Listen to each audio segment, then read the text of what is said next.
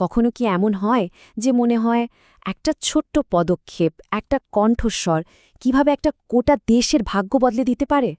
চলুন আজ আমরা সাহস, আশা আর এমনই এক কণ্ঠের গল্প শুনব যা এক জাতিকে দেখিয়েছিল নতুন ভোরের আলো। গল্পের শুরুটাই কিন্তু এই অসাধারণ কথাগুলো দিয়ে। এক ঐতিহাসিক নির্বাচনের ঠিক আগের রাতে কথাগুলো বলা হয়েছিল। কিন্তু কে বলেছিলেন আর কেনই বা বলেছিলেন? চলুন গভীরে যাওয়া যাক। তো আমরা চলে এসেছি বাংলাদেশেরই এক প্রত্যন্ত গ্রামে। ভোটের আগের রাত, চারিদিকে একটা অদ্ভুত নিস্তব্ধতা, তবে এটা ঝড়ের আগের শান্তির মতো। বাতাসে কেমন যেন একটা উত্তেজনা আর দৃঢ় সংকল্প ভেসে বেড়াচ্ছে। ঠিক এই সময়ে আমরা দুটো প্রজন্মের ভাবনাকে পাশাপাশি দেখতে পাই। একদিকে মিতার মতো তরুণরা, যাদের মনে ভবিষ্যৎ নিয়ে একরাশ ভয় আর অনিশ্চয়তা, আর অন্যদিকে তার ৯৫ বছর বয়সী নানি, যিনি দেশের সব সংগ্রাম দেখেছেন। তার চোখে মুখে তাই শান্ত, অবিচল এক শক্তি। আচ্ছা, এই যে পরিবর্তনের একটা হাওয়া বইছে, এর কেন্দ্রে কে ছিলেন? চলুন এবার সেই মানুষটির সঙ্গে পরিচিত হওয়া যাক, যিনি সাধারণ মানুষের মনে নতুন করে আশার আলো জ্বালিয়েছিলেন। অবাক করা ব্যাপার হল, এই নেতা কিন্তু কোনো পোড় খাওয়া রাজনীতিবিদ নন। তিনি আরমান, একজন সাধারণ স্কুল শিক্ষক। আর তার সবচেয়ে বড় শক্তি ছিল দুর্নীতি আর অন্যায়ের বিরুদ্ধে তার আপোষহীন অবস্থান। আর এই রক্তগোলাপ, এটা তো শুধু একটা নির্বাচনী প্রতীক ছিল না, তাই না? এটা ছিল আসলে একটা শপথ, দেশের সম্মান রক্ষার একটা সুন্দর ভবিষ্যতের অঙ্গীকার। জনগণের কাছে এটা ছিল আরমানের দেওয়া এক পবিত্র কথা। সবকিছু ঠিকঠাকই চলছিল, কিন্তু দুপুর গড়াতে খেলার মোড় যেন ঘুরে যেতে শুরু করল। অবাধ ভোটের যে আশাটা ছিল, তার উপর হঠাৎ করেই একটা কালো মেঘ ঘনিয়ে এলো। চারিদিক থেকে, বিভিন্ন কেন্দ্র থেকে আসতে শুরু করল নানা রকম অনিয়মের খবর। পরিস্থিতি ক্রমেই উত্তপ্ত হয়ে উঠছিল।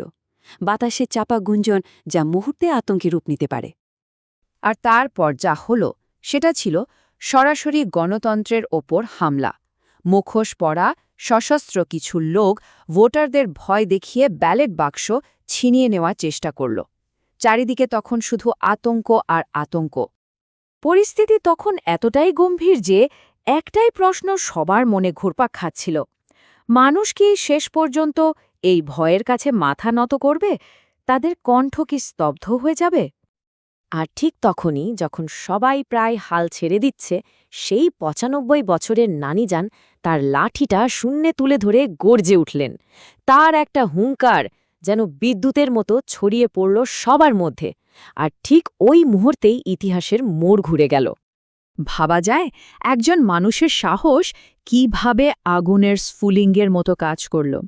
চলুন দেখি এরপর ঠিক কি হয়েছিল, কিভাবে জন্ম নিল এক অহিংস প্রতিবাদের আন্দোলন। ঘটনাটা ঘটল একটা চেইন রিয়াকশনের মতো। নানিজানের চিৎকারে ভয় ভেঙে গেল তরুণদের। মিতার মতো ছেলেমেয়েরা দৌড়ে সামনে এলো, আর দেখতে দেখতে শত শত মানুষ হাতে হাত ধরে একটা মানব প্রাচীর তৈরি করে ফেলল। পুরো দেশ তখন তাকিয়ে দেখছে এই অবিশ্বাস্য দৃশ্য। তো সেই মানব প্রাচীর কিন্তু টলানো যায়নি। ভোট রক্ষা হল, কিন্তু আসল লড়াই তখনও বাকি। সারা দেশ তখন রুদ্ধশ্বাসে অপেক্ষা করছে, এই প্রতিরোধের দাম কি শেষ পর্যন্ত পাওয়া যাবে? এবং হ্যাঁ, পাওয়া গেল। যখন ভোটের ফল ঘোষণা হলো, দেখা গেল রক্তগোলাপের প্রার্থী আরমান এক ঐতিহাসিক জয় পেয়েছেন। এটা ছিল আসলে জনগণের ইচ্ছারই জয়। আর জেতার পর আরমান তার প্রথম ভাষণেই যা বললেন, তা সবার হৃদয় ছুঁয়ে গেল। তিনি স্পষ্ট করে দিলেন, এই জয় তার একার নয়, এই জয় সেই সাধারণ মানুষদের, যাদের সাহসে এই অসম্ভব সম্ভব হয়েছে। কিন্তু গল্পটা এখানেই শেষ নয়, কারণ এই ঘটনার প্রভাব শুধু দেশের মধ্যেই সীমাবদ্ধ ছিল না। খুব তাড়াতাড়ি এটা সারা বিশ্বের জন্য একটা অনুপ্রেরণার গল্প হয়ে উঠল। আসলে এই নির্বাচনটা অনেক কিছু শিখিয়ে দিয়ে গেছে। এটা দেখিয়েছে যে শান্তিপূর্ণ আর ঐক্যবদ্ধ প্রতিরোধ কতটা শক্তিশালী হতে পারে। দেখিয়েছে কিভাবে দুটো প্রজন্ম একসাথে মিলে পরিবর্তন আনতে পারে। আর সবচেয়ে বড় কথা, এটা প্রমাণ করে দিয়েছে যে একজন সাধারণ মানুষের সাহসও একটা গোটা জাতিকে জাগিয়ে তুলতে পারে। এই পুরো ঘটনাটা শেষে আমাদের মনে একটা প্রশ্ন রেখে যায়, তাই না? যে একজন মানুষের অদম্য সাহস কিভাবে একটা গোটা জাতির ভাগ্য বদলে দিতে পারে। আর ইতিহাসের গতিপথ পাল্টে দেওয়ার সেই শক্তিটা কি আসলে আমাদের সবার মধ্যেই কোথাও না কোথাও লুকিয়ে আছে?